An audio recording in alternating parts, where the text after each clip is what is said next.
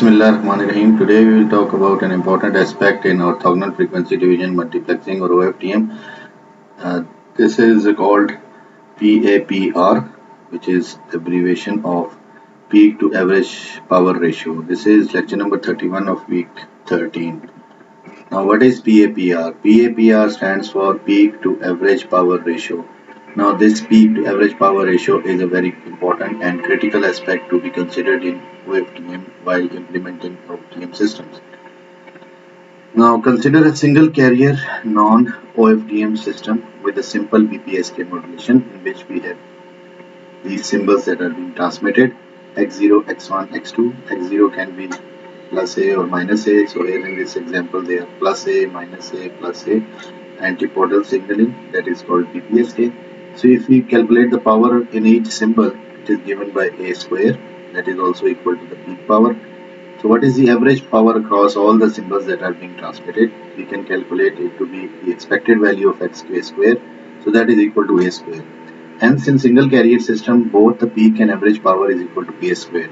So the ratio of the peak power to the average power is equal to 1, that is equal to 0 dB. So there is no physical deviation which is significant from mean power level. Now for OFDM symbols, information symbols, they are modulated and loaded into the subcarriers. So for example, if we have these information symbols x0, x1, x2, which can have any values plus minus a. So if we put these symbols into an IFFT block, which is its information symbols, IFFT block is the main part of the OFDM system. It gives the IFFT samples of the information symbols with the small x0, small x1 and small xn minus 1.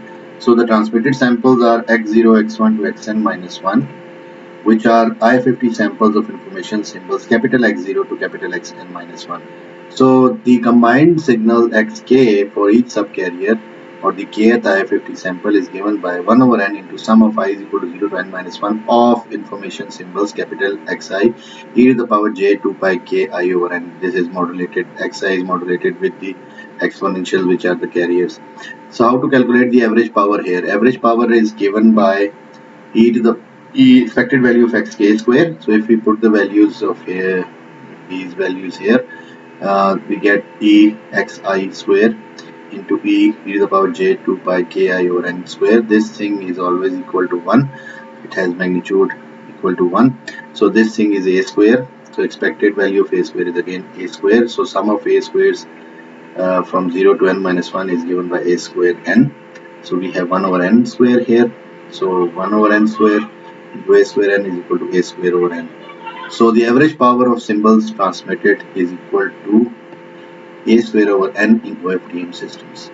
So hence peak power to the average power ratio is given by a square or a square over n is equal to n.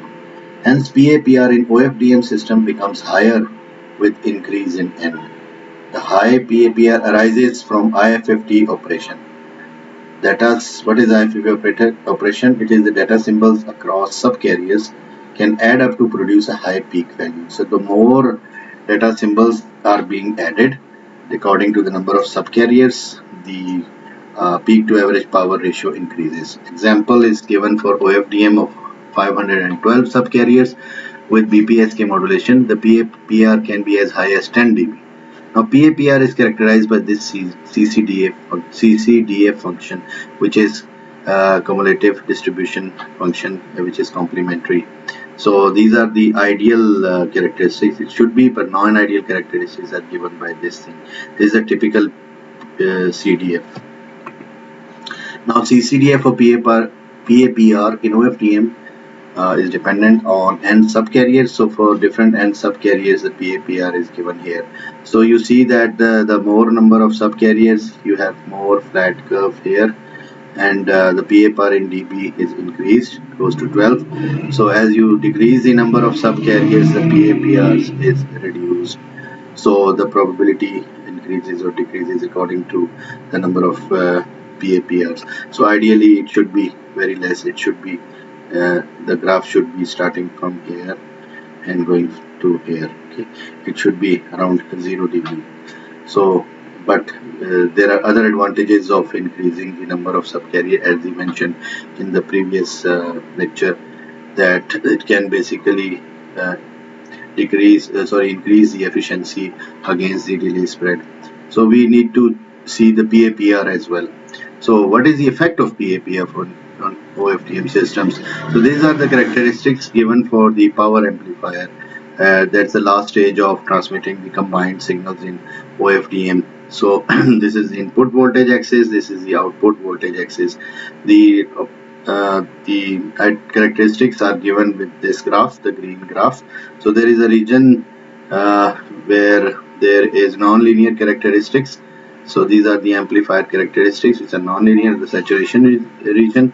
So this is the linear region. So by increasing the number of subcarriers, the input-output relation can fall into this saturation region. Because of this saturation region, there could be non-linearities and there could be inter-carrier interference. So we need to choose the subcarriers which basically falls in this range, which is the linear range. This is basically the point in which we operate the OFDM systems. So this point changes according to the number of subcarriers. This is the linear range or the dynamic range. The dynamic range is probably at the half of this point in this linear region. This is the dynamic range. The whole thing is the linear range. So this is the non-linear range. So almost in the middle of this bias point. So that is the best operating point for the input-output voltage for reduction of PAPR. So this point basically defines the number of subcarriers that you have to select. So in OFDM system, when the peak deviation about average is significantly high, the signal level moves outside the dynamic linear range that we discussed here, the dynamic linear range. So hence, high PAPR in OFDM results in amplifier saturation. What happens in amplifier saturation? It leads to inter-carrier interference due to non-linear behavior of the amplifier. So what is the solution of this? Because we saw that it is always better to have more number of subcarriers.